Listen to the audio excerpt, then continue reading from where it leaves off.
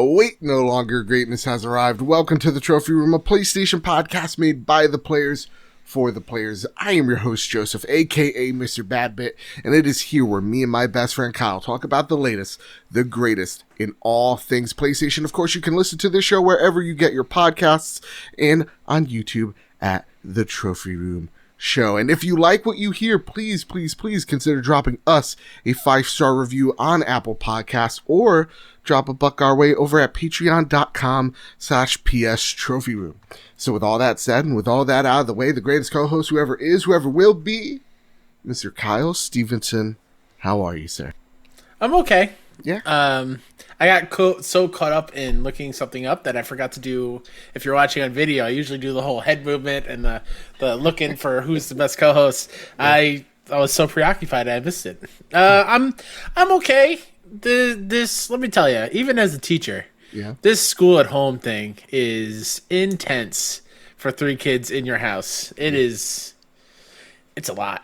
Yeah. I'm exhausted. I wonder how if people that homeschool their kids, how they must be feeling. You know, they're like, guys, I've been doing this for 8 years. You know what I mean? Yeah. Get over it. Everybody's struggling. For me, I could barely stand my family at this point. We've been quarantined for so long. We're at each other's throats. We've even declared territories in the house that are ours. We've had that sounds a war. Like fun. No, Who it's has been the very bathroom? violent. Who has the bathroom? That's where the struggle comes. In the morning, it's my brother, and we fight about it all morning, man. The battle of the porcelain. It's a war. It's the great war of the porcelain. It lasted from 9 a.m. to 11 a.m. on the eastern Blood coast. was spilled. Bodily fluids were spilled. Definitely. Kyle, man, other than, the great quarantine that we're in right now, we got a lot to talk about.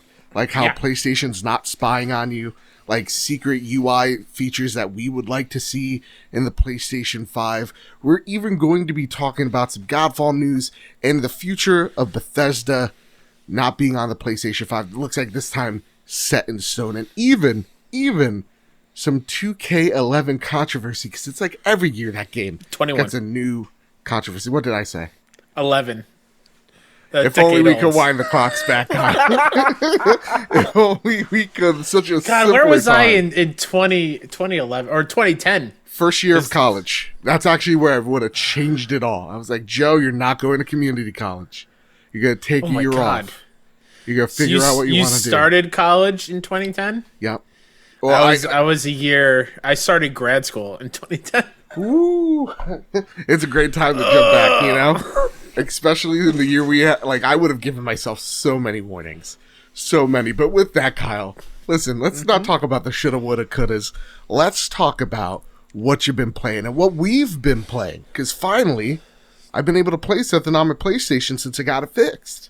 Yay! So, Kyle, last week, we played a little game, a little indie, called Ghost of Tsushima Legends. This is the multiplayer mode of Ghost of Tsushima.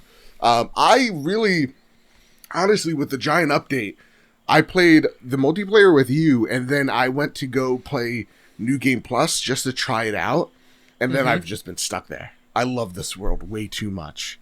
I hear nothing but great things about the multiplayer, but for me, I'm reliving the moments that I love so much in Ghosts, and I'm just digging it. New Game Plus, for me, ton of fun. It is, they drop you with your same skill set. There's still some things you can upgrade, and your suit you can still upgrade. But pretty much they drop you in the beginning of the game where you get into the open world setting. So right where it gets really good. Oh, sweet. Okay. Yeah. And you have all your abilities. So you're super overpowered. There's New Game Plus Easy, New Game Plus Medium, New Game Plus Hard. I started a Medium just to kind of get my my feet wet. Now I'm definitely, if there's an ability to, I'm going to up that thing to hard because I'm just way too overpowered. It's so much fun, but it is a little bit too easy to the point where I'm cheesing it. But I like how they drop you in after the tutorial hour or two that they have in Ghosts. I like that a lot. So they don't you clearly know what you're doing. You've beaten the game already. Yes. You don't have to go through that again. I love that a whole lot. Yeah. But how did you like the multiplayer? Because I know you're not a big multiplayer guy. We were dropped into the story co-op of it. Mm-hmm. And how are you digging that? Oh, man, I thought it was a ton of fun. Yeah. I think I said it when we streamed it over at twitch.tv/PS Trophy Room, which you should go follow for future streams. I said Sucker Punch is too good to us. We didn't need this update at all. And the fact that there is so much more to it than other multiplayer loot-based games that are full retail price games. So, like, I think the biggest flop when you think of things like that is Anthem. Right. Like, from what I've seen from Anthem compared to this Legends update, it's night and day, with just how much is, like, jam-packed in there. A couple, like, things that, like, didn't blow me away. I think it doesn't matter which class you pick. Yeah. Because you can all sneak, you can all use arrows. It's not like... They're not different enough. Everything has their own ultimate ability. Everyone has their own down button. So, like, I picked Ronin, where I can summon a ghost dog, which is awesome. Yours is... You can pet the ghost dog, yeah. You pick Samurai, I believe down on Samurai is, like, Toxin. Yep. Like, you can poison people, and your ultimate is, like, take 3 people out at a time. Yep. Ronin's, like, your healer, like, Rez, like, a Mercy in Overwatch. So, like... It's all the you look at you, Mr. I don't play multiplayer games. Dropping all the big brain stuff over here. Yeah, it's super fun. I love the co-op story where it's giving us more of those tall tales, and they actually look like tall tales. And there's like you actually are fighting demons and ghosts. Yeah. And the last one we played, the last one we played was. We talked to, I'm going to screw this name up, Uchisune? Yeah. Who in the main story is you get his bow, and he's a legendary bow, and in this Legends mode, you are fighting alongside him as a ghost in Legends, and, like, that is super cool. I love how they weave that together. We get more of that. And really, I love how the levels are designed, because it's really just taking portions of the open world, some of the things that we've seen already, and kind of just giving you a more guided experience. So that was the one thing I was thinking is like, how is this game going to feel, you know, having a game similar or akin to like a, you know, classic Assassins or classic Batman Arkham game. How's the combat going to feel when you're in co-op? It puts you in various situations that really are unique. Like there are some enemies that are chain linked together, so you have to, you know, kill both of them at almost the same exact time. There's like enemies you have to get to because they give buffs to other characters or enemies nearby, and then even different patterns that you have to kind of solve within you fighting. Yeah, some enemies are attuned to certain other gods that you have to tune your sword to do the best damage against them. There's a lot really there. Feels like Destiny Light. It's a Destiny Light experience where, like, for the most part, all the characters, all the classes, the only thing that's really setting them all off or differently is the the special abilities that you have are really the only different things between these characters, or really, at the end of the day, they're pretty interchangeable, but I really dug it. I think it's a really great update. Seeing more people jump back into the game is fantastic. Is there anything else you want to say? I know we haven't jumped into Horde mode, which I've heard is like classic Gears 2 Horde mode. Like it is tough as nails, which I'm pumped for. So I'll try that out this week. Is there anything else you want to say? Because you've been playing another game called, what is this, Phantasma? Oh, yeah. So, like, I'm also excited to keep going with Ghost. I want to see what that rate is with 4 people eventually down the line. Before I get into Phasmophobia. Just an update on my Uncharted 4 playthrough. I got all the combat trophies done. Okay. So, like, the whole 30 people from dropping on top of them or pulling 20 people off a ledge. It's very easy to spam those. You can just do encounter select and just pick the encounter and just play that over and over again to bump up those numbers. So now all I have to do now is beat it in Explorer difficulty, get all the treasures and conversations and journals and notes, then do a crushing playthrough. Oh my god. And then I will stream my speed run, my attempt at the speed run, and that platinum is mine. I really like how they went with an achievable list with Last of Us Part 2. Oh yeah. Because that just sounds, it just sounds... It's fun. Uncharted 4 is great. It's so good. But yeah, Phasmophobia is a game where my friends at Kinda NYC, the platform agnostic boys, we've been doing spooky streams all month of October. Mm-hmm. And Jake Palmer, Jake P47 on Twitter, was like, hey, let's play this game, Phasmophobia, but don't look anything up about it. Just buy it, download it, we'll play.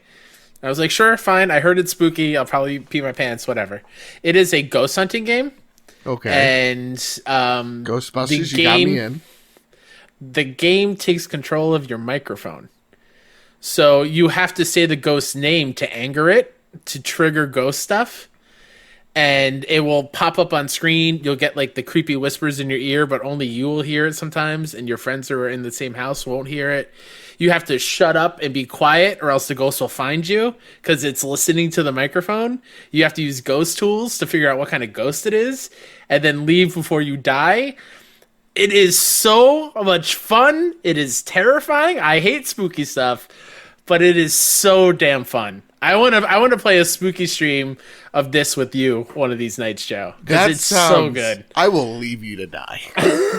It's fine. I've left them to die. It's fine. I get it. All right, cool. Like, I mean, like, we're starting a match. I'm exiting through the front door because that sounds like nope. Yeah, you know? It's like you have to go through the house or the old school. Or the biggest map that we've had is like an asylum with 2 floors and a basement, and you'd have to go to each room and take the temperature and figure out the EMF readings and see where the ghost is. And then when you find the room, you need to dedicate to it to figure out what the ghost is before it kills you and gets angry at you. It's so much fun. I'm gonna say no. Oh, come on!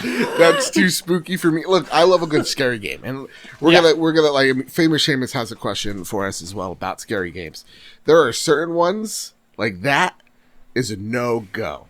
Is like I need to have a gun on me. Like Dead Space is sure I'll do it because I got the plasma cutter. But if it's just like you have a flashlight and a camera, like we're playing Outlast, I'm like nope. I'm noping so... I need that reassurance. Even if the reassurance isn't that great, I just want to know that I have the ability to fight back. Like, I'm so much of a coward, Kyle. In my university, in the science wing, there was an extra floor nobody ever used.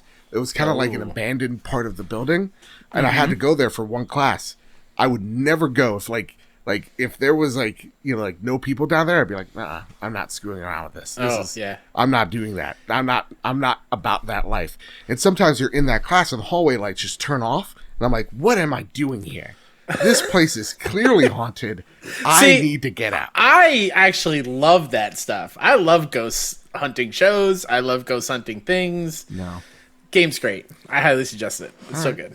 All right. Well, with that, before we square up the news, okay, because that was enough Halloween for me for the rest of my goddamn life. It's time for the Patreon pitch. Of course, if you like this show, if we ever gotten you through a rough day at work, a long car ride, it would mean a lot to us. You go over to patreon.com/PS Trophy Room. That's right, we changed the URL to match the show. You can head over to patreon.com/PS Trophy Room. Toss us over $1. We've changed so much to the Patreon. Now we're doing weekly content for bronze members and above. It's called the Trophy Room After Show. Kyle and we're going to have a nice little talk right after the show. We have, what is it? The Road to Greatness. We're doing 5 episodes of the Road to Greatness, breaking down each launch title for the PlayStation 5 and Cyberpunk 2077 roundtable discussions. A whole bunch of awesome stuff headed your way, and I'd like to thank our new patrons over at patreon.com/PS Trophy Room. At the platinum tier, at Twerp, thank you so freaking much for becoming a platinum member. And our bronze member, Lee Moles, thank you so much. Both of you sent us an amazing message. We'll read it at the end of the show. Thank you both so much. Our other Platinum members, Trevor Starkey from That Nerdy Site and Todd Burwitz, thank you so much. Our Gold members, Chaotic Monkey, Gavin Godfrey, Griffin West, Erica Scherer, Jose Jimenez, and Too Soon. Thank you all so much. Our Silver Plus members, Pink Orkbot, Marcus O'Neill, Ray Martinez, JB the Purple Monkey, Jadis Von Metal, Tim Ulf, The Winter Gamer. Thank you all so much. The list goes on. Everybody, thank you so much for all your patronage as we've hit our 1 year anniversary on Patreon. It is so amazing. Thank you all so much. Incredible. So gracious for all the support. With that, Kyle, it's time to square up the news. This comes from the PlayStation blog. It says, Sony says it's looking into feedback on recent PS4 party changes. Managing online safety is an important part of ensuring that. We believe that it's critical that gamers be able to quickly and accurately report abuse or harassment if they experience it while on PlayStation Network. As part of this initiative, we've been preparing to roll out a new feature on the PS5 console that enables gamers to report verbal harassment through a new voice chat reporting function. Its sole purpose is to help in reporting of inappropriate behavior, including actions that violate our community code of conduct. Please note that this feature will not actively monitor or listen in on your conversations ever, and it's strictly reserved for reporting online abuse or harassment. PlayStation gamers learned about this new function in an unexpected way following the recent PS4 8.00 system update. We didn't clearly communicate this feature or explain why we were introducing it, and we apologize for that. When the PS5 console launches in November, PS5 users will be able to chat with PS4 users, which is why we needed to include an advisory with the latest PS4 system update. We should have more clearly explained why this function was being rolled out, along with details on how it will work on the PS5 console. So let me walk you through that now. Once the PS5 console launches, if a PS5 player needs to file a harassment report, they will be able to include up to a 40-second long voice chat clip in their report. 20 seconds of the main conversation with the other player, plus an additional 10 seconds before and after the conversation selection. Only the most recent 5 minutes of a voice chat will be available for a player to use for this reporting function. These reports can be submitted directly through the PS5 console and will be sent to our consumer experience team for moderation, who will then listen to the recording and take action if needed. Some submitted reports won't be valid, and our team will take this as an opportunity to provide guidance and education. There won't be an option to opt out of this voice chat recording function because we want all users to feel safe when playing with others online, not just those who choose to enable it. So we talked about this last week, and I thought that's where it would kind of end. You know, it was even a main topic. It was just literally us saying, yeah, no, your PlayStation isn't spying on you. A lot of people thought that for some reason PlayStation was adding spyware, it was like working with the FBI. It's all this dumb shit. Take the tinfoil hat off. Yeah, everybody. Please. Everyone all right, chill. Alex Jones, change the channel for just a second, okay? Chobani isn't lizard people. Let's get to the brass tacks here. When we're talking about what this enables and what this really does mean, is it allows players who are in a party chat to record 40 seconds of a conversation, which in turn, you might be asking yourself, well, why give that feature? And I would toss this over to, have you ever played a Call of Duty? Have you ever been in a multiplayer match? Have you ever been in an online chat? Things get said that are hurtful, harmful, and just straight up ugly and terrible. I mean, just go to Khalif from Spawn on Me on his Twitter, or Zombie Kills on her Twitter. They were just on Good Morning America today on a segment of them showcasing just how awful it is for people of color playing online matches and the vitriol and hatred that gets thrown their way when they're just trying to enjoy the thing that they love. Yeah. And this is the perfect way, and I think a great way, for one of the biggest names in gaming to be like, hey, we don't want that shit here. Yeah. Here's a tool to help us get rid of and eliminate it. Yeah. And so I reached out to Zombie Kills I was just like, hey, can we? I know it's super last minute. Can we get you on the show to talk to us how you feel about this feature? Is this enough? Unfortunately, she's rightfully so very busy, but she was able to give me a quote, and I really dig it. She says, "I think this feature shows forward thinking and a desire to build a safe community. Until we see it in action and see it abused, ultimately, we won't know the implications of this method of reporting.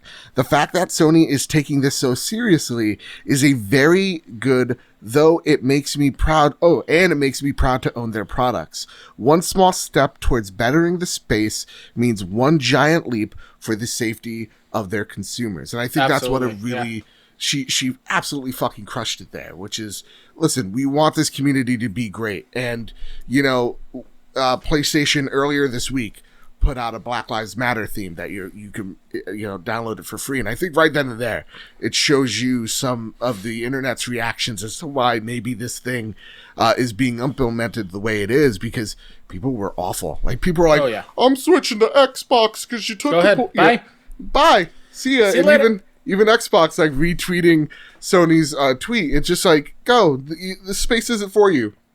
If you're going to be like that, if you're going to be a racist piece of shit, no one wants you here. The trophy room doesn't fucking want you here if you share that sentiment. Absolutely not. PlayStation doesn't want you there either. You're not going to buy PlayStation? Fine. Awesome. Good. Don't want you. And I think that's, like, this is a start for big corporations to finally take notice that something that's been happening for, at this point, decades. Of, like, again, you go onto a Call of Duty server, it does not take a while before a 12-year-old, calls you the N-word. It is not fast. And so, really, to me, I think the reporting issue should go a step further, and you should have this go straight to your, the person's mom and dad's phone. Please. I want, again. That is my favorite thing on the internet, is when people get these awful messages. Most of the time, it is females playing game, women. I think Alana Pierce is a great one. Alana Pierce, she was getting harassed by like a 12-year-old. Some kid was like, "Oh, I'm going to, excuse my language here, you," and she took that conversation and sent it to mom, and mom was like, "Oh, not today." Yeah, and like if that type of action could be, again, Sony could throw that ban hammer. That's what we want to see, and I like this thing of like, listen. No life can matter until or all lives can't matter until Black Lives Matter type of reaction from not just podcasts, but even corporations.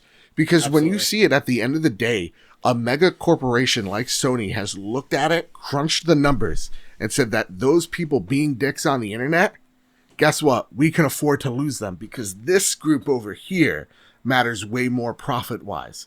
They're the ones virtue signaling. Right? Like, Joseph doesn't get a check for saying Black Lives Matter because it clearly does. Sony really, at the end of the day, does.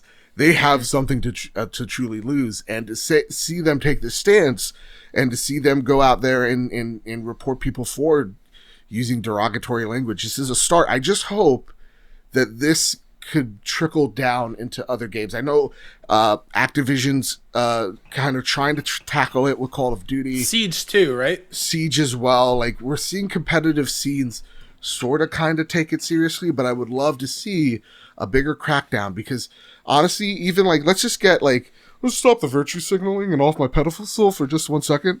Nobody communicates on online chats anymore because everybody's expecting someone to be a toxic asshole.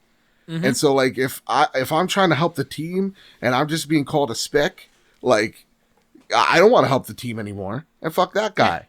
So, if it eliminates that and hopefully forces people to use better goddamn language, then this is excellent. This is an awesome move. And we should be applauding this. Because, honestly, this should be implemented everywhere. Just across the board. And I know Xbox even has, not something similar, but, like, also has some hard stances on this. With Phil Spencer has even gone out in record saying, "Hey, guess what? Xbox Live? No, you don't have freedom of speech here. No. You can't just say whatever the fuck you want." So I dig these corporations taking this hard stance and cracking down on toxicity on the internet. I'm sorry, this is the way to do it. This is the way to do it. Yes. No, please, because this has been a long time coming, and I'm glad to finally see some big steps forward for change. And like this is coming from a white guy on a podcast talking about games. Like it doesn't, let's be real here, it doesn't really happen to me ever because of the way I look like and the way I sound and whatever. You shut up, Casper. But like I'm sick and tired of seeing people that I love not being comfortable in a thing that's supposed to be fun. Yeah. And nobody deserves to be spoken to like that ever.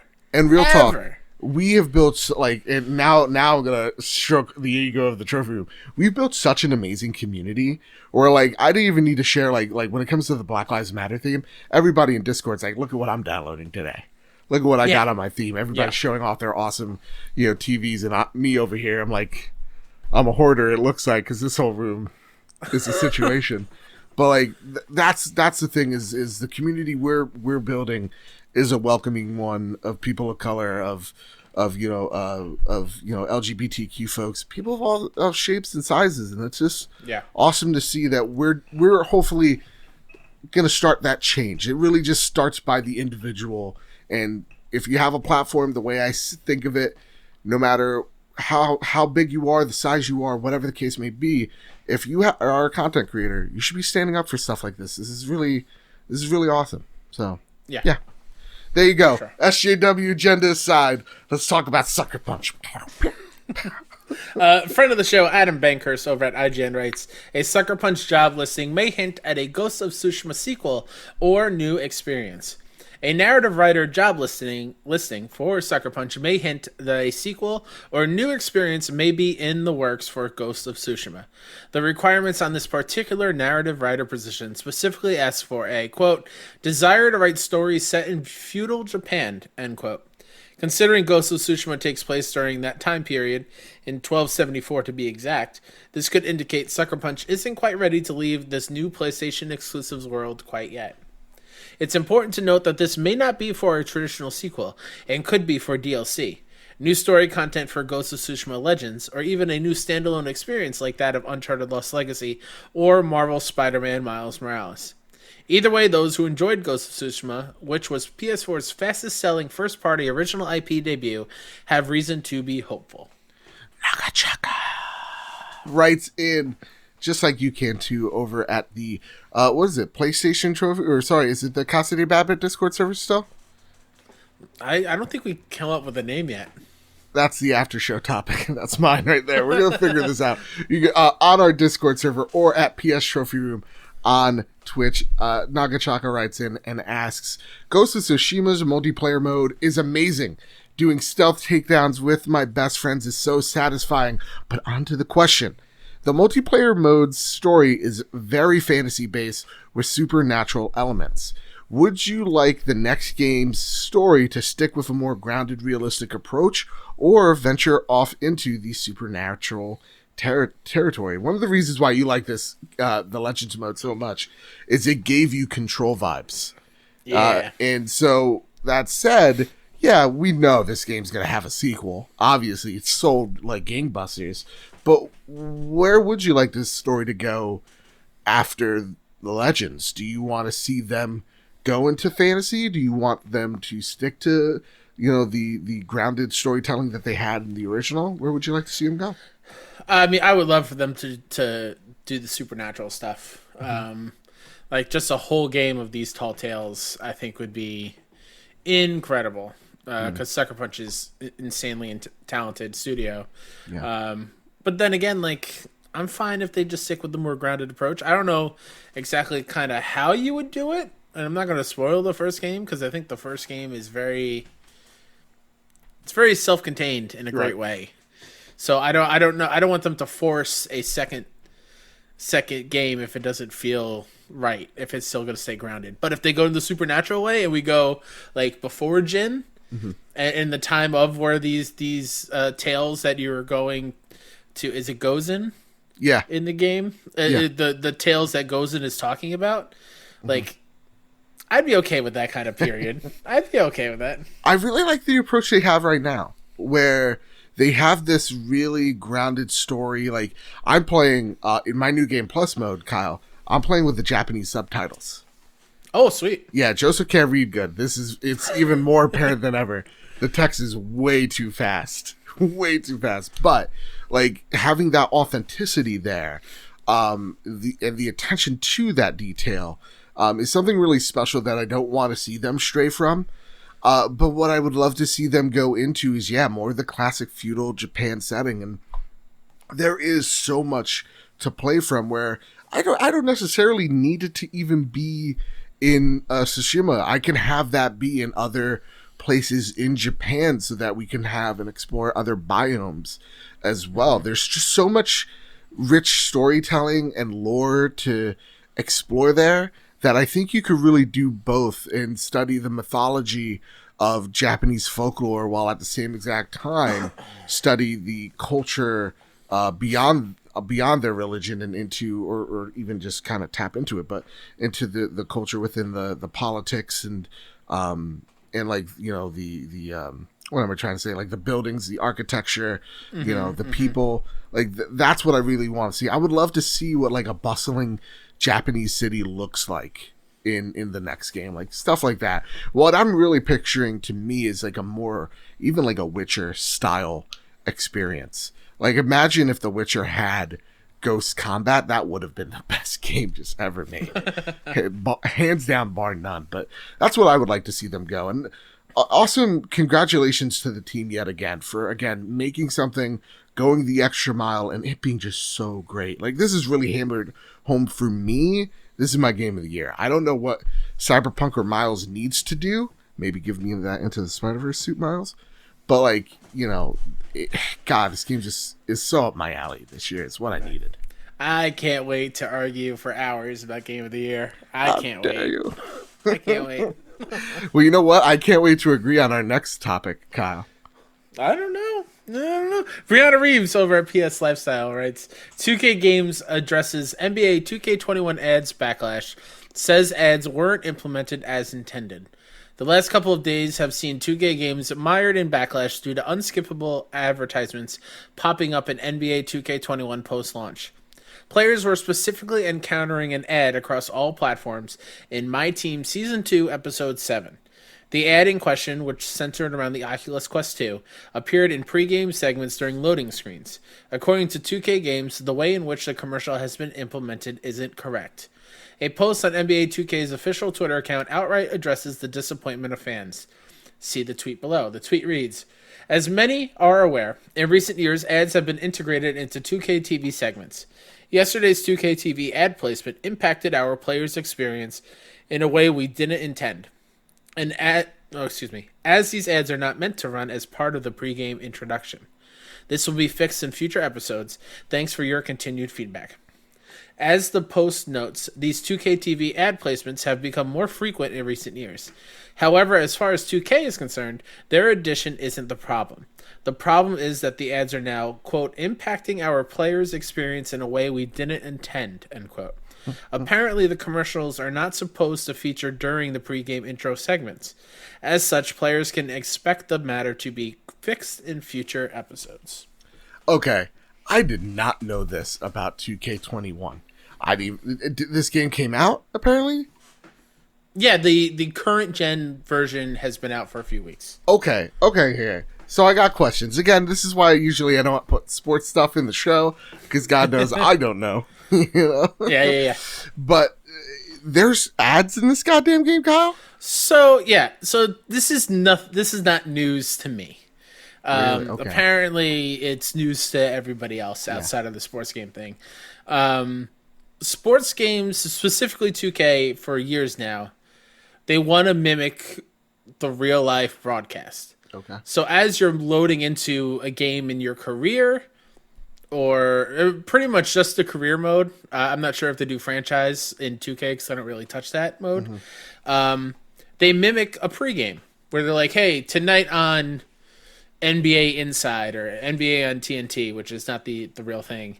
And they have like these commercials in the show with the host talking to a pro basketball player and talking about his season and talking about parts of this game. And then there's like this little advertisement for something in between. And then it goes to like the real hosts of Shaquille O'Neal and I forgot the other host's name. And so wait, then, Kenny, oh god, Kenny Omega. Jet something. I'm forgetting his last name. But yeah, it's been a thing for years. MLB The Show has equipment with actual names of real equipment that you can buy in real life. Okay. Madden has Snickers, powered by Snickers, all over the stadium. So, Jesus Christ. it's not new. Right. And my question to you, Joe, I'm flipping it. I'm asking the questions here. Oh, How is... fuck, okay. Just because, I feel like everyone... This has been a thing for a long time. It's not like... I'm not saying it's not a bad thing. Right. It's absolutely a bad thing. Right. But how is this any different from product placement in a game? Look at Alan Wake, who I'm playing for the first time, right? Yeah. You have to pick up batteries for the flashlight. Okay. It's not just generic-looking batteries. You're picking up Energizer packs of batteries with the branding on them in the game. He's driving a Lincoln car, and they made sure they made sure you saw that it was a Lincoln make of a car. You see a Verizon cell phone with Verizon on the phone. What type of phone was it? Was it a Motorola? A Razor? It could have been a Razor. No, I don't know. We're going straight mid-2000s? I don't know. I don't know. But how is the product placement in those games any different from an advertisement like this? So that's a great question, and honestly, I agree with you for a lot of this. Surprisingly enough, okay, now this is my show again, son of a bitch. So, for me, if it's you see, I should have used that time to say Bloodborne is bad. Shit. You see this in a lot of like shows do it all the time, movies as well. It's not just for advertising. Like, good example is Stranger Things, the classic Coke. They brought back the classic Coke. They had this little tie-in where you could drink bad soda. Yep. And it was part of the world then. That was an event. That was a thing that happened. So to be authentic to the time period they're in, they partnered up. It makes the world feel more real is what I'm getting at. So when you're putting Energizer batteries in your flashlight or driving, Lincoln Continental like you're Matthew McConaughey. Are you McConaughey in Alan Wake? No, you're Alan Wake. No, you're Alan Wake. Imagine that DLC. I just think of Jim Carrey doing the commercials. Yeah. Mocking him. But when you have that in the game, it makes sense. So seeing this in the NBA game doesn't actually tick me off too much. And I thought I would be the one where I was defending a corporation. Because I'm like, okay, if this is what they're trying to go for, straight up authentic, live the experience.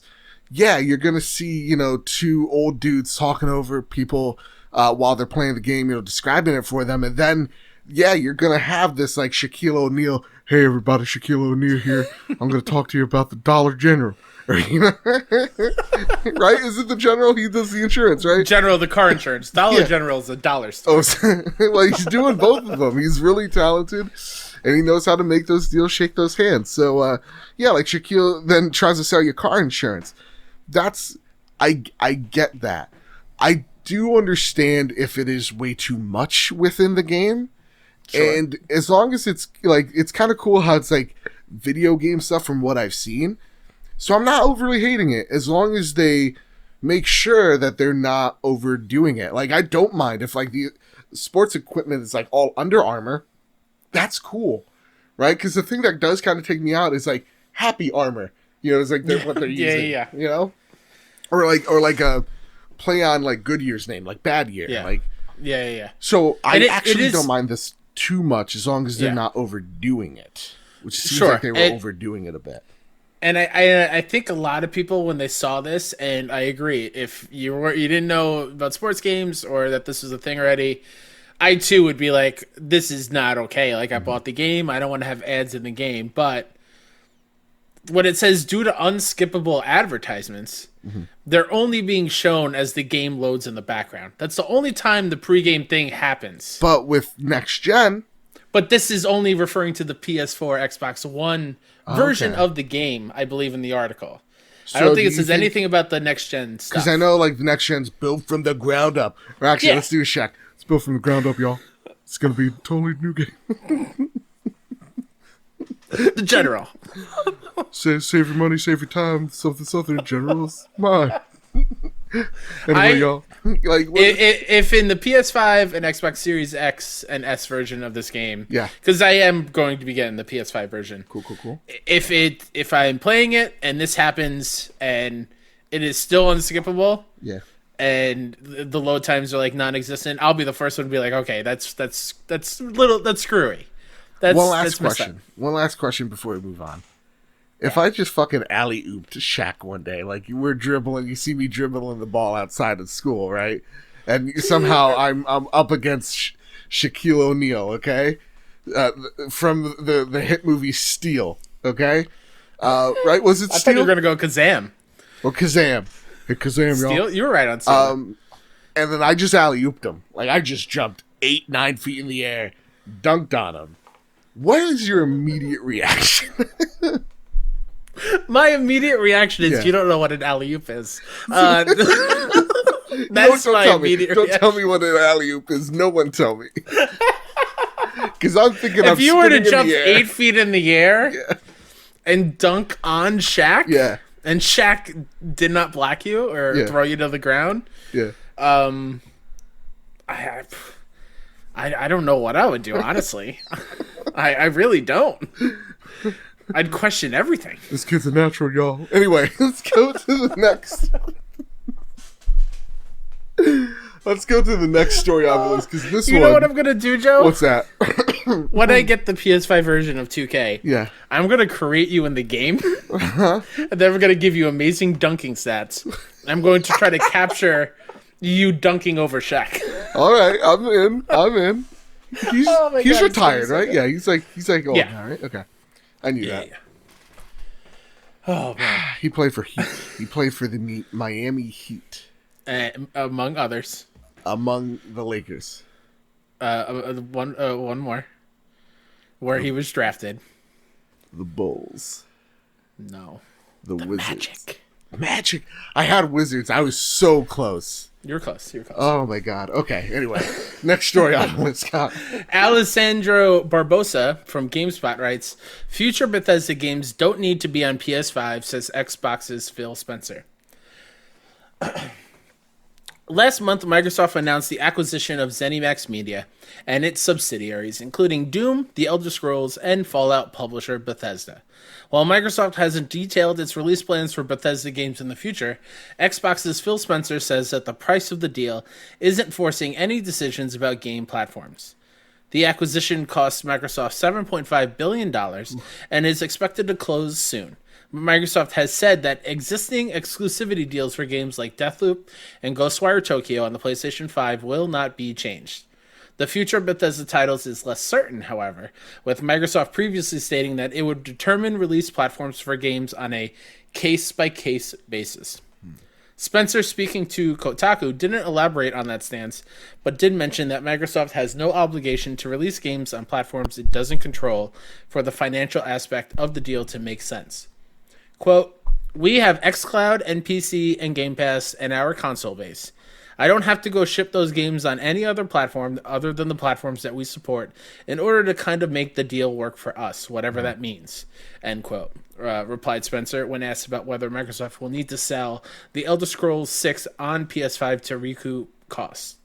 Although Spencer doesn't outright say whether future Bethesda titles will be multi-platform, it does seem clear now that Microsoft has the flexibility to decide that without having to think about the costs of the publisher purchase, it has also released Microsoft-funded titles on competing platforms, most recently with Ori and the Will of the Wisps on Nintendo Switch.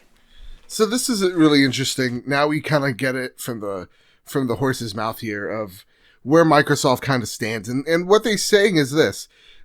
It's kind of like what we've kind of echoed once we heard the news. It's like, hey guys, how about let's not worry about what Microsoft can or let's not play Monday morning quarterback of like, how can they recoup these costs? It's like, they're a giant corporation. If they see that they don't need to put Elder Scrolls on PlayStation to sell, they don't need to put Elder Scrolls on PlayStation. Just simple as that.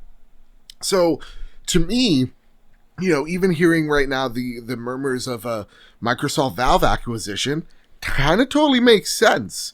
Where like there are that PC market, Microsoft kind of wants to own that again. And if it means, hey, listen, we have this ecosystem now all by ourselves, all to ourselves, yeah, you don't necessarily need Elder Scrolls then to kind of be on another platform if you already own it on the two platforms, PC and Xbox. So to me, I'm okay, and I've kind of come off this horse of like, I don't even think I was negative on that. It made sense. I know the internet was like, I guess what I'm trying to get at is I'm not scared for my PlayStation games. You know what I mean? Or Bethesda not coming to PlayStation. I've come to terms with it. What say you, Kyle? Yeah, I mean, I think I said on the show when this news broke, this is what I thought was going to happen. Yeah. People were like, "Oh no, they'll still come. Like, how can they not put Elder Scrolls and Starfield and Fallout on other systems on the opposing side?" I kind of figured this would be it.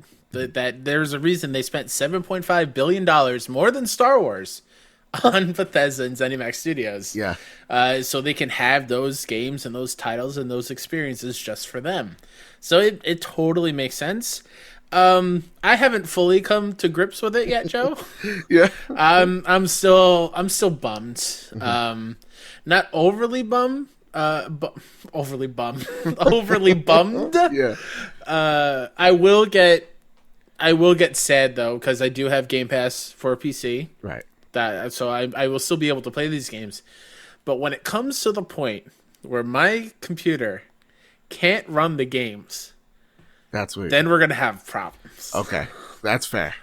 Then I'm going to be upset and be like, okay, I can't shell out money to upgrade my PC. Right. At that point, sure, I could get a Series X, but still, I'm paying more money in order to play these games. Yeah. So I totally get why people are bummed, but this is what kind of, this is business, and yeah, they need to grow that base out. Now, my question to you, good sir, is seeing all of a sudden now this is in stone, or for the most part, right? We could kind of assume, where does Sony go now? Because now there is an emptiness in Western RPGs. What's their next move? My question to you, Kyle, is, does Sony need Bethesda to be on PlayStation 5? Ooh, that is such a good question. That's why. Because when you said Western RPGs, yeah, I immediately thought of, well, this is Sony's chance to double down on traditional Japanese RPGs. Mm-hmm. We see that with Square Enix, with Final Fantasy 16 seemingly being PS5 exclusive for a good chunk of time or forever. Mm-hmm. Or Persona being only really like the mainline games on PlayStation. I could see them doubling down on that, as well as having deals with a BioWare of like, hey, or EA, and maybe not timed exclusive, because I don't really like that either, but I could see that for them kind of being a little bit petty. Or if I was Jim Ryan, it'd be like, hey, EA, right, Dragon Age only on PlayStation.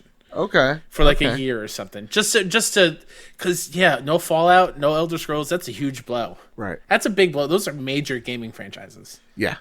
And I think you can't just rely on like a CD Projekt Red to pump out a AAA RPG every 5, 6, 7 years, right? Mm-hmm. It does kind of go to show, I think, I talked about it briefly on, a few weeks shows ago, where Xbox knew they couldn't compete with The Last of Us or Ghost of Tsushima, these third-person wide-open games, Horizon Zero Dawn.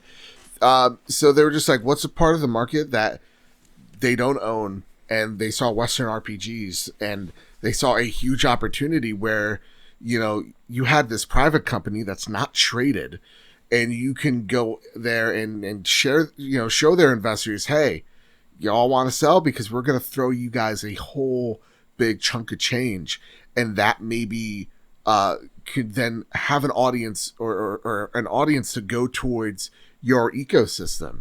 So I think it doesn't necessarily mean that, like, we see it online every time Xbox does something. What's PlayStation's reaction, right? Or if PlayStation does something, what's Xbox's reaction? Mm-hmm. I don't necessarily think there needs to be that chemical reaction to when things happen. I think things can happen and you can kind of make peace with it. But I do want to get to Lethal's question via the Casa de Bad Bit Discord server. As of right now, that's what the name of our Discord server is. They write, do you think Bluepoint Games would be a good purchase for Sony? And what do you think they would work on? Brand new projects or remakes? Also, is it possible that there could be Demon's Souls 2, hopefully Bloodborne 2, Lethal gets it, down the road if this remake does well since Sony owns the IP? So I think that goes down to the next thing is, we've talked about, we're big proponents of, Sony going out there, buying a Bluepoint, buying a house mark. I think it just makes sense. And what we always try to say is like, we want purchases to make sense for not just the company, but like fans are going, oh, that makes sense. Like when Sony bought Insomniac, right? They have a history. They have a history, and the cultures are intrinsically tied to each other. Bluepoint, that's the case. So if we bought Bluepoint, do we hand them the reins of a RPG, or do we, as Sony, see that a portion of the audience that loves these games, like Bloodborne, like Demon's Souls, like Neo, well, they have a home here. And I think that's what, like, if I bought Bluepoint Games, they are a Demon's Souls and Bloodborne factory.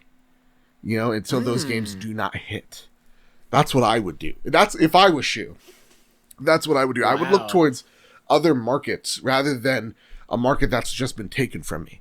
It's like, what does Microsoft not have that, or Microsoft have that, what does Microsoft not have that we can have? And I think that's what's going to make a little bit more sense. I'm with you on there. I think Bluepoint being bought by PlayStation needs to happen sooner than later. Mm-hmm. Let's put not a wager, because I'm broke. I don't have anything to wager. Your soul? No. How many months after Demon's Souls releases, which we are very, very close to, how long until Sony announces that they bought Bluepoint? Because I feel like they're just waiting till after Demon's Souls. Man, what time is it? Yeah. Like, they could do it next week. I mean, the way that they even talk about each other, it's like, oh my God, are you guys going to say you're dating or not? It's like kind of that relationship, right? They're fucking. They are. It's hot. But, like, what you don't know is, like, how long have they been? What positions? Listen, this podcast is about to go real crazy. I think it's like shortly afterwards. I think a few months out, maybe January, February at the latest.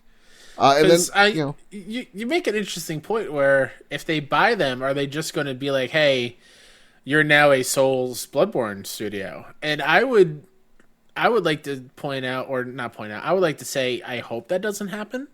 Right. I would like them to maybe take their own shot at a Demon's Souls 2 or a Bloodborne 2 or whatnot. But I have the list of all the remastered games that they worked on and remakes, and how awesome would it be to have this studio, maybe they beef it up and make 2 teams of it, but have this studio be the nostalgia bring back studio. Like they did the ports for the God of War collection on PS3, the Eco and Shadow of Colossus collection on PS3, the Metal Gear Solid HD collection for 360. Actually, let's go. They I think co-developed or helped out with PlayStation All Stars Battle Royale. Yeah. They did Titanfall for 360. Yep. But then you got Nathan Drake collection, Gravity Rush Remastered, Shadow of the Colossus, Demon's Souls. Give them these big PlayStation titles that mean so much, franchises, to bring them back in the best way, but then also give them a chance to do their own thing. So I think, as much as that's great, I think like Demon's Souls is gonna hit. I think it's there, and if it catches fire, you want to print a sequel out as ASAP, especially if you have those assets. So it really does make sense if like look at the Crash situation, right? Crash Insane Trilogy came out.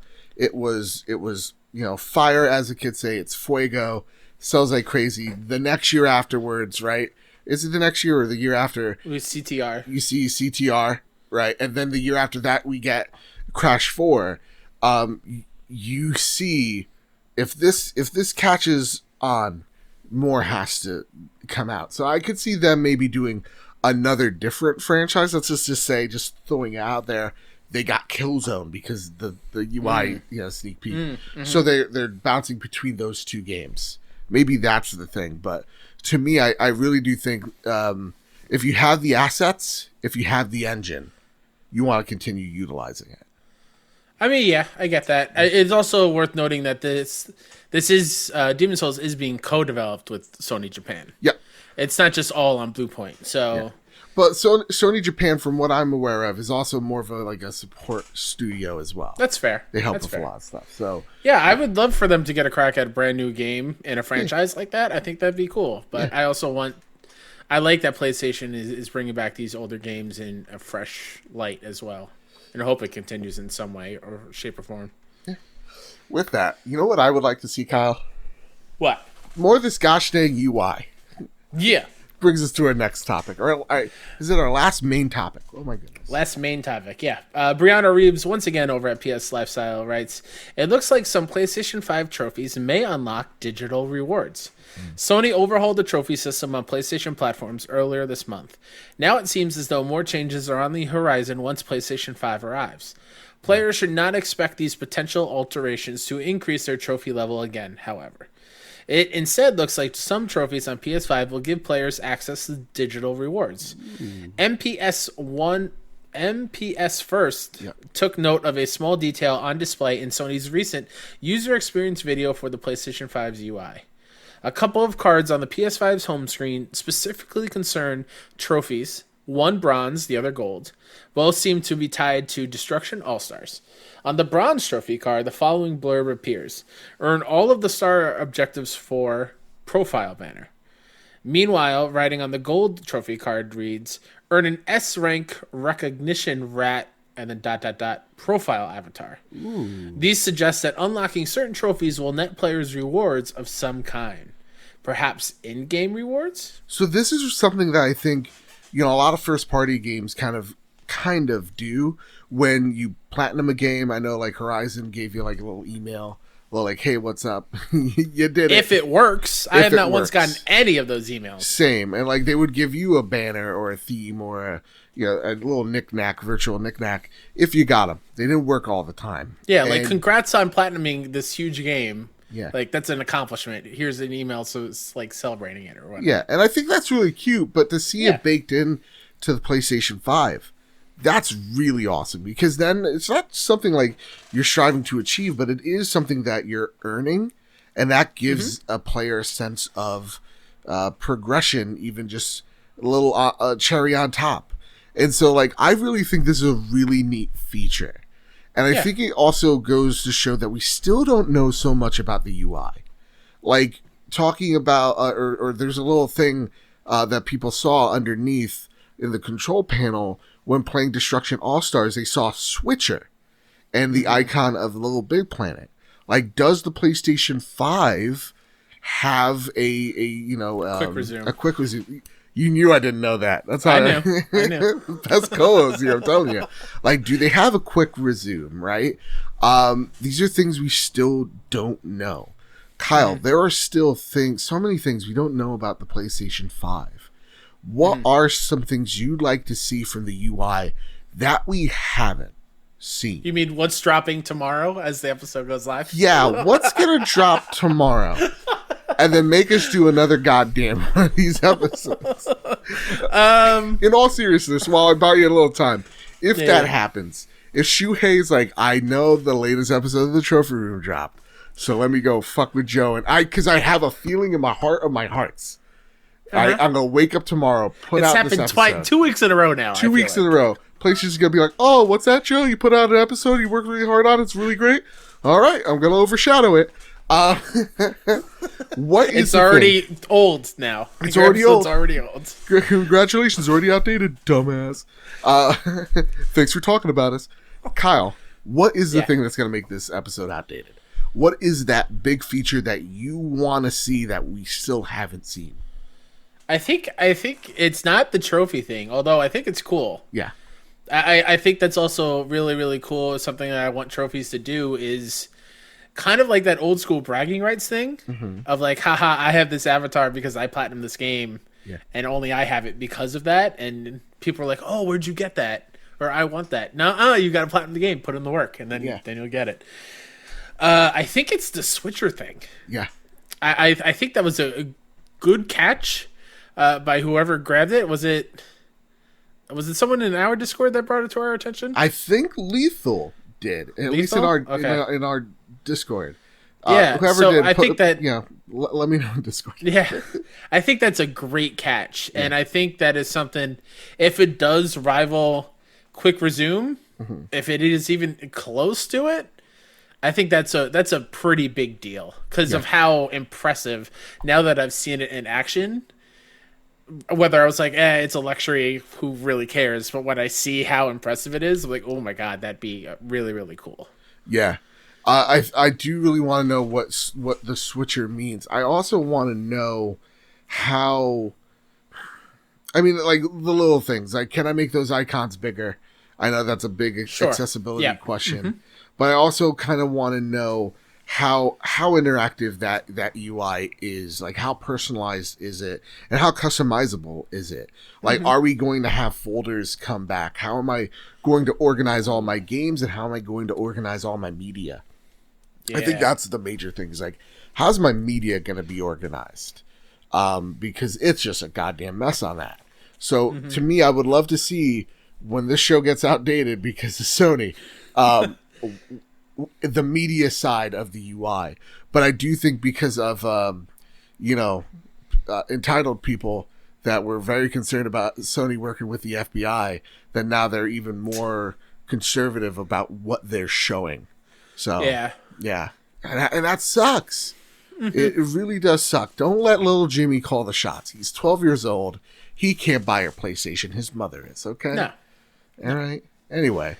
So yeah, that's really what I want to see. Show me the media side of the UI, and really, I need more than just like a Ratchet and Clank, icon for the store. I really want to see, because like right now, you saw on the website, the store got an overhaul. It looks absolutely beautiful. I would love to see if the PlayStation Store kind of replicates that. Like, give me this clean aesthetic. Give me something personalized. Sure. Give me something that's customizable. Yeah. Definitely. Now let's get into some Flash news. You put this stuff in here. One of them I didn't think belonged in here, Kyle. I'm going to be honest.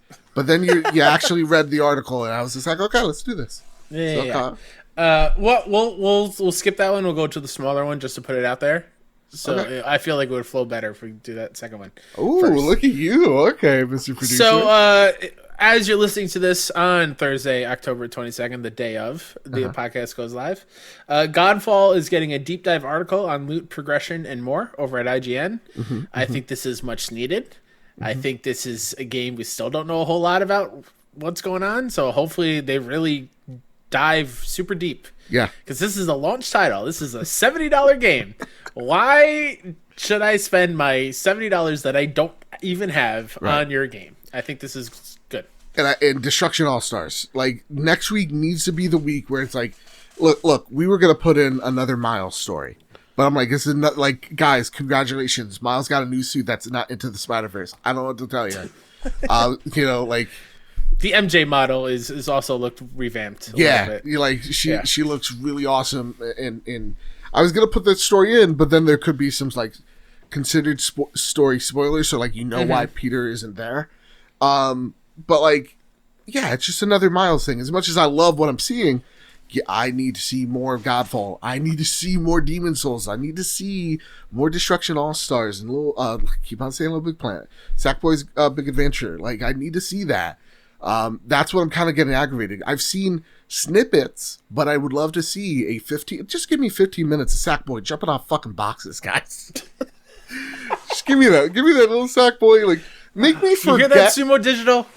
Make me forget about the election in 2 weeks, for the love of God. All right? Please. Yeah. God, like, just give me something to get me excited for, more so this, not my existential crisis, but more so for my hype for PlayStation 5. So, yeah, Godfall, let's do it. If it's really impressive, I'll make a video on it on the Trophy Room channel on YouTube. But if not, we'll probably cover it next week. That said, though, there was something that you put in. I do want to at least just for a moment. Sure. Ubisoft's new hub will feature cross-play, cross-saves, and 2 more games. So Ubisoft had this Ubisoft Connect, which is blending in Ubisoft Uplay and their other services, and what they're pretty much Club. Ubisoft Club, and what they're pretty much saying is, from Watch Dogs into the future, we're dedicated to cross saves across platforms and cross play amongst platforms, which is really awesome to see. A huge corporation back cross play and cross progression. That's something we want to see more of. So that's pretty rad. With that, Kyle, and it sounds like it's not even tied to just like within PlayStation ecosystem either. Yeah, it says just from one platform to another. So if you get Immortals Phoenix Rising on Switch and your PS5, you can still upload your save, which is like, oh man, that's awesome. That is a great thing. So, Jedi Master Ren, we get into Andrew House's snail mail. Each and every week, you send in your questions, your comments, your concerns over to the Kase Day Bad Bit Discord server, or you can send your questions over to PS Trophy Room on Twitter, or you could pen a letter to Andrew House, lick a stamp, send it over his way. I go each and every week. I steal his mail, sometimes even the mailbox, just because he's a dumb idiot, you guys.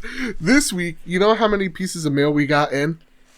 About like this many. I think we got like 7 pieces of mail. It's a lot. And I didn't bother to count. That's how many we got. So let's get through this one by one, because we've got a lot of awesome questions. First, coming from Jedi Master Ren. With the PlayStation 5 launch less than a month away, I'm curious to hear what games you guys will be loading into your consoles day one. I usually start a new gen fresh, but with so many defining games this gen, it's a hard decision. So next week, what we're going to do, we're going to rank the PlayStation 5 launch list of games. And we're going to see how they stack against PS3, PS2, PS1. But as it stands right now, Kyle, there are, not to say not that many games, but when it comes to first-party games on the PlayStation platform, it's kind of like about 5.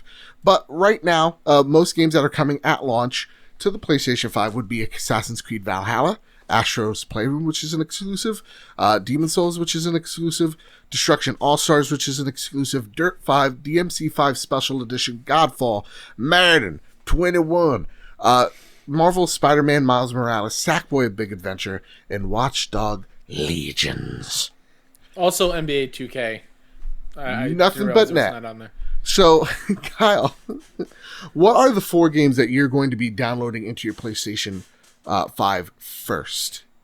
Well, first of all, what are the 4 games that I'm inserting the disc into my PlayStation 5? Obviously, Miles. Yeah. So it would be Miles, Sackboy, of course, Demon's Souls, absolutely, Valhalla.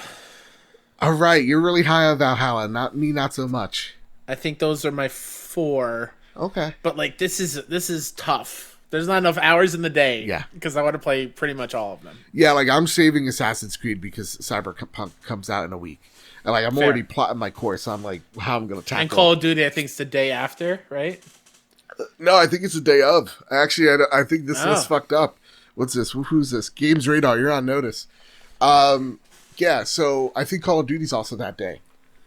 I don't know how I feel about getting Call of Duty. I actually might wait for Black Friday, if that even exists.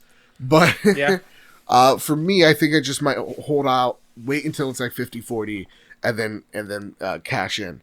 But I mean, Astro's Playroom is already preloaded, so I'm not going to count that. Yep. But good shout out to my good friend Boomstick. He got me Spartle. Spider-Man Miles Morales. Breaking news. Spartle. Knack has changed. It's Spartle. It's an aquatic theme. Anyway. So I'm gonna get Spider-Man Miles, right? That's there. Thanks to our good friend Sin Vendetta, he got me Demon's Souls for my birthday. Both of these for my birthday. They're not paying me off. They're being just very generous and amazing human beings. So those two are just, I'm in. Sackboy, because I need to recuperate from 2020, and what a better way to do that. I am trying to do Watch Dogs before the start of this generation, so I'm not going to be putting that in my PlayStation. I am debating Destruction All-Stars. I don't know why. Maybe just because we're a PlayStation show. That's always how I think of it in my head. That's fair. Like you said, though, I need to see more. I need to see more. So yeah, thank you again, Jedi Master Ren. What an amazing question. Thought-provoking and all that such. Josh Drago, if he does, he does. Writes in, hey, trophy dudes. New to the show, and you guys are awesome. Keep it up. Hey, Drago. Thanks, Josh. You're awesome. My question for you guys is, you had to take one game to the mountains of Mordor and have to destroy it out of existence. What game would it be? For me, it would be Boring Lands. Oh! Fucking owned, Kyle. Oh, Josh. It is so boring. After like hour 30 or whatever, I'm like, are we done here? How many corridors do I have to go through? You know? Oh, Josh, that was a left hook. I am Apollo Creed right now. Jeez. Whew. I'm not gonna troll you and say Bloodborne, because I definitely don't want that out of existence, because it makes you happy. That's right. World of Warcraft. No. What is the one game? Yeah. Man. I got one. Honestly, I'm gonna be real, Joe. Yeah. We don't need any more Call of Duties. Oh shit. We don't need any more. We were just talking about how toxic that fan base is. Exactly. Get it out of here. Who's gonna say, like, who's gonna tell me on a matchly basis how many times they've had sex with my mom? Yeah, don't migrate over to Candy Crush. It's fine. They're both owned by Activision. It's cool. If I had the fucking gauntlet on and I could snap one game out of existence, which means I saved $50. No, I'm not. Kyle, this is some deep rage I got. Twin Worlds is an RPG that came out during, I think, the 6th generation. It was a game that I saw on G4 TV. That's right, really dating myself back here. And I was like, this game looks so cool. I think I bought this game over Dragon Age. Oh. I think even the person, like the GameStop employee is like, dude, I think you kind of want Dragon Age. I'm like, no, dude. There's like wizards. I don't even know why I wanted it. This is my greatest regret in my life. And somehow it birthed a sequel. Somehow this awful pile of garbage did so well. Or maybe just Satan wanted to throw him a bone. They were like, make another one of these. And it was just as bad. I didn't play that. I've just from what I've heard. So think of Dragon Age if it was a clunky, broken, shitty game that shouldn't exist. You know me, guys. I think every game's beautiful. I think every game's great. I even think Flappy Bird should fucking exist. Even Flappy Goat that's just haunting me for that platinum. Not Twin Worlds. Not having it. All right. Since you went that way, I thought of another one. I let the hate flow through me. I in addition to the Call of Duty, I will sneak in another game in there. Okay. One of Rockstar's biggest duds, and there was some big promise there. It's not what you think it is. It's not what you think it is. Riding high off of my experience with GTA 3 and GTA Vice City on PS2. Okay. I saw the In magazine on PSM, which was a great PlayStation magazine back in the day. I miss it so very much. State of emergency. I wasted good birthday money on this piece of shit game. You just stay in the one little tiny section of a mall. I never got out of the mall. I don't even know if there are more levels to this game.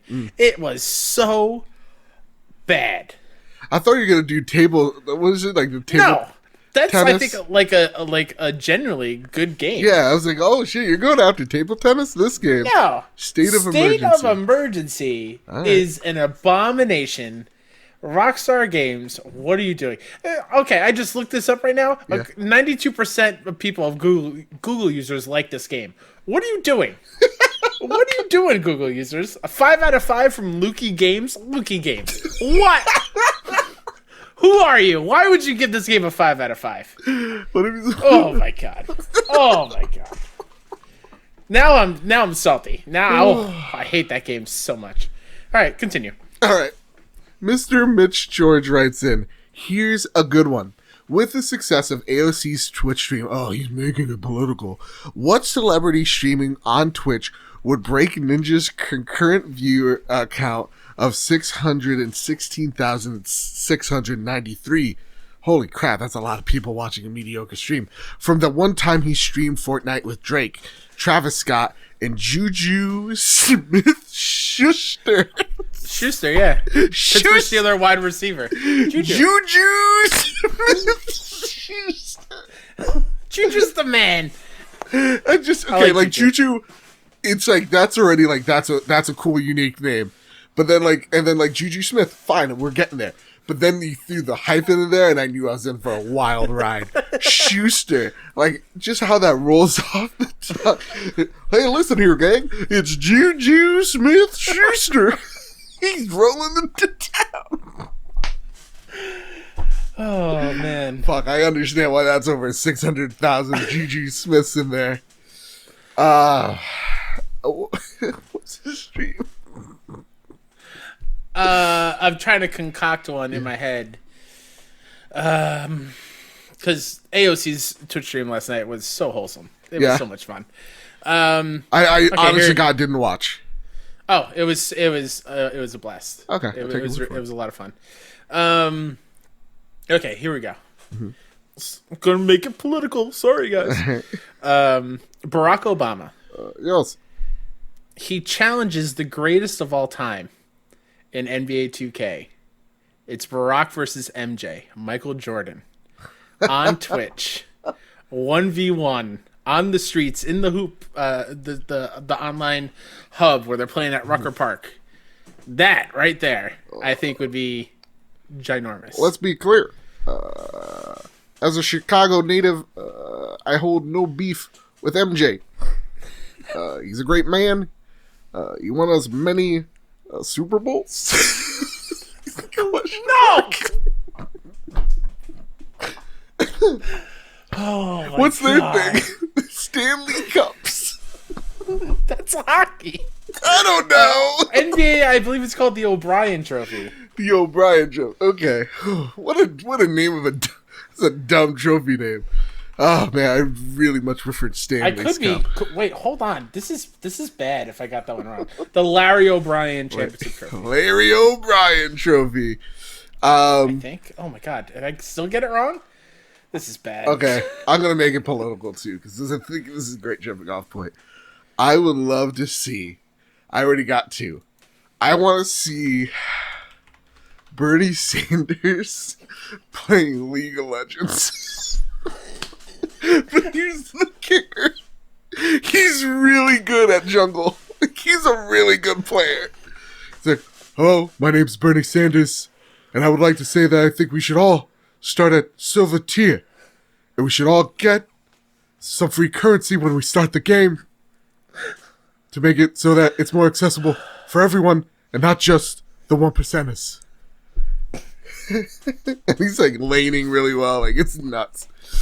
I also want to see again, this is another political one because it's AOC. I want to see Trump get his shit rocked in Call of Duty. In Call of Duty, I want to see him.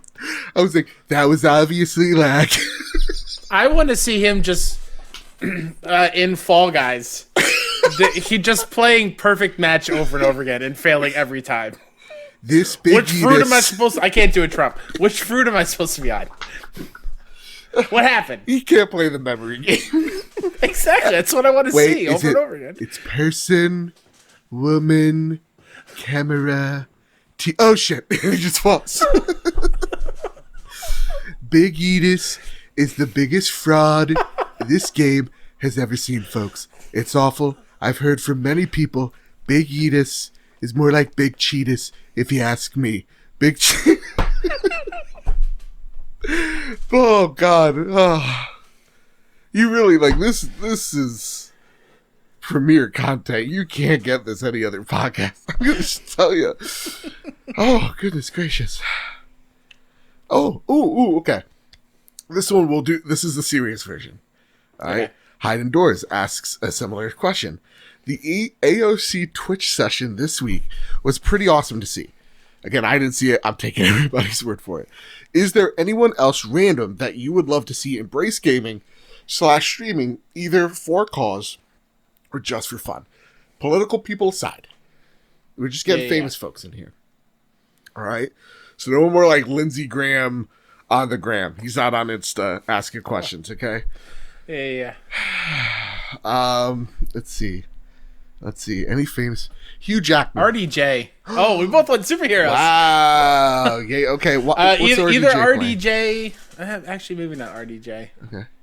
Chris Evans. Oh God, he's so handsome. Get Captain America in there playing a wholesome game like Stardew Valley. That man could rip me in half like a log, you know. He's so hot. It's ridiculous, man. Oh my goodness. What would Hugh be playing? I would love to see Hugh. I would love to see him play Fall Guys. I think because like I like when he's under pressure and like has obviously no like I love when celebrities are out of their element. So anything that's getting Hugh Jackman out of the element, getting him warmed up, so you can ask him like some awesome questions. You know what I mean? Or better yet, okay, you know how Uber Eats has the like the thing. God, oh my God, Luke Skywalker. Why Mark Hamill versus Patrick Stewart? Yes. Yeah. So, like you know, like I want a honey on rye, no tomatoes, like that commercial. I want to see them go head to head, Mortal fucking Kombat, and just shit talk each other. That would be cool. You can't get anywhere with me, Mark Hamill. That'd be pretty coul. I slept with your mother. All right. I just want Patrick Stewart to get toxic for some reason. The most famous Seamus I've ever met in my whole entire life. Write it down. Notepad. Send it to your mother. Send it to your father. Just, you know what? Chain email. That's how you're going to get the word out. Famous Seamus writes this question. If you don't send this to 5 people, you will die at the stroke of 12 midnight. Halloween special.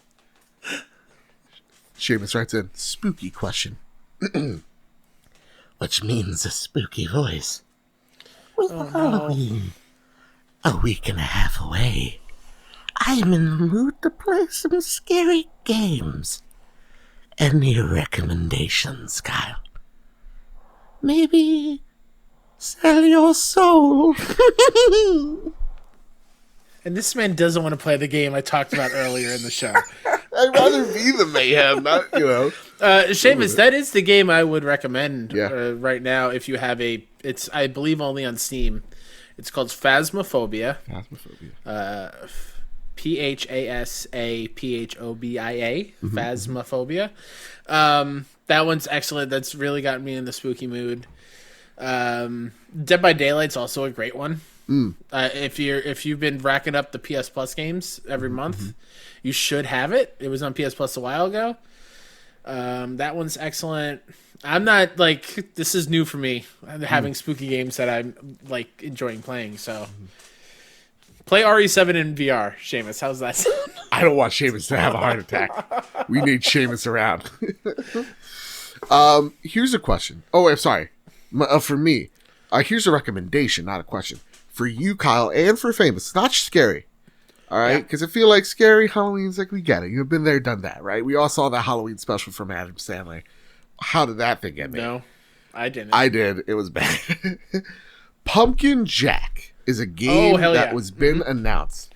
Our good friend Luke Lore literally messaged us before the show. Messaged me, rather. He's like... He did me too. Oh, he did? He's like, this he game is messaged me for also. you. Not he did me too. He messaged me also. Listen, don't judge me. It's kind of hot. But Pumpkin Jack. He says it's a game up your alley. It reminds of stuff like a medieval. That gets me very interested in this game. So maybe I'll pick that up. Maybe you'll pick that up. I don't know. And so when why not? when I saw that oh man, might have been a month or so ago when I saw a trailer of that. It gave me Maximo vibes. I don't know if anyone remembers the Maximo games from PS2 era. No. It was a platformer where if you got hit, you would lose the armor, and you'd be down in your underwear. And then if you get hit, you're dead. You lose a life. Okay. It reminds me of that kind of style of gameplay, and I'm into it. Like Gex the Gecko? That's a PS1 game I remember. That is a PS1 game that you remembered. Were you hating on Gex, dude? Are you hating on Gex? No, I'm not hating on Gex. No. Because here's the thing. Ask what, not why, writes in. My only question is how soon can we get Earthy Cheese's parents on the show for a special appearance? And who do we have to petition for an Earthy Cheese's Patreon level? Thoughts, feels, farts, cheesy farts, Earthy Cheese's farts. So, I love how this joke has taken, this review has taken a life of its own, right? Earthy Cheese's Every time mom. we mention Earthy Cheese, I expect Earthy Cheese's mom just standing by an Alexa with it playing in the kitchen, just tapping her foot, going, "Those darn trophy room boys. They're cussing. Oh, why I oughta. I'm gonna call their mother. How dare they?" Well, here's the thing. So, like, they gave us a 4-star review, which if you want to troll me, that's what you do. You give me a 4-star, not even a 1. Don't give me an honest review. Rate and the ask show. us to not curse. And not, ask. Come on, Earthy Cheese's mom. Come on. So, first off, you can rate us 5 stars over at Apple Podcasts. Once we hit 100 5-star reviews, we are going to be giving away a game, a next-gen game. All right, and it could be yours. Your first next-gen game, it could be straight from us, the trophy room. And now, last night, I saw a review, a 5-star review, called Simply the Best. Bow, bow, bow, bow. Better than all the rest. Better than I don't know the next line of the song. It's literally better than all the rest. Better than all the rest. You'll simply... Okay, so this review comes in from none other than Earthy Cheese's dad. This is now a family dilemma. Let me tell you about Kyle. This is how they start. Kyle is perhaps the sweetest, most kind, and caring person I've had the pleasure of listening to for the past 2 years. The positivity he brings to the podcast each and every week makes this show the best pick-me-up I could have when I'm feeling down. He speaks passionately about the games he loves and even more passionately about the social causes he believes in. His nieces are so lucky to have him. Oh shit, now this guy hit me in the heart. I know this man would be the first to give a big hug to anyone in need. That is... Oh my God. Bam. I cried when I read it the other day. I'm holding on strong right now, but barely. Right? Oh my God. Thank you. In the year that is 2020, I need that. So he could have ended that review there, right? Oh, yeah. He goes on to mention me. Now let me tell you about Joe. Big piece of shit. No. The complete opposite of Kyle. He'll kick you instead of hug you when you see him. Joe is the real deal, a truly great guy who is a delight to listen to. He's not afraid to get serious when it's needed or to run the podcast completely off the rails for a laugh. That's not happening this episode. His banter with Kyle is fantastic and keeps the show both informative and hilarious. He's always the best on takes on difficult topics. Please vote for Joe Biden.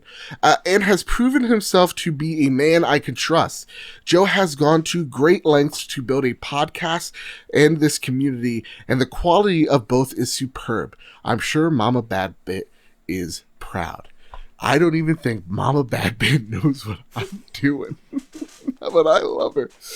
To harken back to the Patreon show we did a while back, my mom, in the next room before we were doing the show, had the volume at 90, and she goes, I go, Mom, why do you have it this loud? She says, I hate when it's low. I can't hear it. I want to feel like I'm there.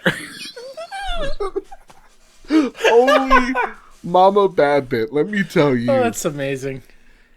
Now this comes from Lee. Oh gosh, Lee, you gave me. I'm blanking. Thank you, out. Earthy Cheese's dad. Thank you, Earthy Cheese's dad. Maybe will we hear from Earthy Cheese's child next? Will we, or just Earthy Cheese himself? Earthy Cheese's grandma. Oh man, Nana comes in. Let me tell you about these two whippersnappers I saw back in my day. We only had Pong and one button and a joystick, and we loved it. You put the graphics on the screen before you played them. Lee Moles writes in, best PlayStation podcast in town, 3 exclamation points and 5 stars. Lee from across the pond, by the way, and one of our newest patrons. They write in, I stumbled across the trophy room back in March of this year when, due to COVID-19, I found myself found myself picking up a PlayStation 4 again after being away for a few years. And I like to keep it in the know with the latest news. What can I say? My commutes to work would have never been the same if it didn't have these guys around.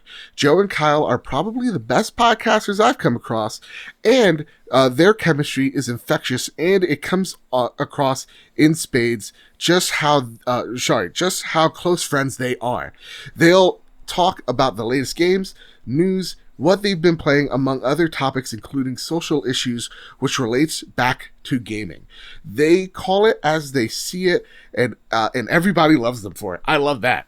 I wish that was the case. You should see some of the YouTube comments. Oh boy, oh boy. You can tell I'm a big fan of the show, and I encourage them to try. I encourage everyone to give them a try and support them as much as possible so I can archive the success they so richly deserve. Oh, man. Thank you. I butchered that one because you know what it is? Because like Apple Podcast is awful, and now they won't let me peer into the Great Britain without doing some type of like. It's weird because you illegally go over there every single week to get mail. So and you would think I'd go to a pub. Or a British bakery and use, the mouses are on the different side of the keyboard, just like the cars. You think I do that? I don't. I imagine your view of Great Britain is Sweeney Todd, set aside. I'm just pies on windowsills. Yep, it's just London 1800s and backwards land. That's what I'm thinking. Even horse and buggy, but yes, thank you so much, Lee. That really does mean a lot. And they sent me an awesome message on Patreon, just like Too Soon has as well. Getting new patrons is humbling enough, but then when people then on top of that tell you how much it means to them, how them and their friends come in, tune in to the show, it really does mean a lot. And yeah, because Apple Podcast is weird, I can't see if you written from one in Australia, I can't see that. If you wrote in through Great Britain, I can't see that. It's a real hassle to try to get into other regions on iTunes. So if you guys if you've written us a review, please send it on over our way. PS Trophy Room, give a screen cap of it. And then we could read it on the show here. Last but not least, we did get one more review. Okay? You ready for this, Kyle? We're 4 away from 100, Joe. Just in US alone. We're past that. Yeah. I don't like to brag. Getting close to that giveaway. We're getting close to that giveaway. I know. Min-max. Watch out. We're coming for you. They're at 500, so we're creeping on up, We're getting there. Finally, the podcast I've been waiting for. Alvin, bruh. I like that, Alvin. I like that name. Or is it more like Alvin, bruh? 5 stars. Since the start of my new job, I've been having a consistent problem of not being able to find a podcast that's kept me interested. And you found a podcast of the dyslexic reading. Thus, I've stumbled upon you two, and I have to say, this is the best podcast of all podcasts. I love your takes and general opinions on anything and everything PlayStation. I want to thank you guys for giving me the content I've been looking for. Thank you, Alvin. Bruh. I'm faded because of all the love and kindness over the past few months has been. It's amazing. incredible. You know, like, you're lucky to have one person listen. Hundreds of people. Having thousands of people come in each every month, check us out. Look, I'm almost dying. Almost caught the Rona. That's how much, like, blows me away. So thank you all so much. And really, I blame the salt, like, throat that I've had due to this Poland Springs sparkling water. It's like, it's sparkling. It's water. It's supposed to hydrate me. Nope. It's even, and I keep drinking it like seawater. Like, it's going to work eventually. But, Kyle. This is fine. This is fine. Again, everybody, thank you all so much for the love. It's amazing. We greatly appreciate it. We're coming in on 100 reviews on US alone. We're having that giveaway. 5-star iTunes reviews or Apple Podcast reviews, whatever your preference. And yeah, you're entered to win. We'll announce it on the show at the launch of the PlayStation 5. And yeah, one lucky winner gets a win. If we hit 150 reviews, 3 more weeks. 3 more podcast sleeps. 3 weeks of chances. So there you go. We'll read it out on a show. Someone wins. If we hit 150, we give an extra game away. Because we're cool like that, too. Kyle, anything you want to pimp out before we go, sir? As always, I like to pimp out myself, Mr. K-Step on Twitter and on PSN. You can find everything I do over with Kinda NYC, including some spooky streams, at KindaNYC.com or at Kinda NYC on Twitter and twitch.tv/Kinda NYC. But there's one more thing I want to shout out. And she doesn't know I'm doing this, but I'm doing it anyway. One of our patrons, Erica Scherer, is doing a fundraising stream on November 1st for Dear Jack. Erica and her family, unfortunately, has 3 of her family members this year alone, I believe so. And Erica, I'm sorry if I'm not getting everything correctly, have been diagnosed with leukemia this year. And Dear Jack is a fundraiser that is dealing with that kind of things and help raising money for that. And so November 1st from 6 a.m. to 6 p.m., she is streaming over at twitch.tv/Ambellina, AMBELLINNA. Excuse me, only one L, my bad. AMBELINNA over on Twitch. So go show her some love on November 1st. I will be there playing some games with her. And let's raise a lot of money for a great cause. Yeah. Yeah. Make sure when that happens, Kyle, you toss me over that link. We share the shit out of that. Yep. Fuck leukemia, man. Yep. Yeah. Thank you so much, Kyle. Again, look at you being an amazing human being, sharing that with everybody. Thank you so much. I try. That literally hit me in the feels. I don't know what else to say. What am I going to pitch here?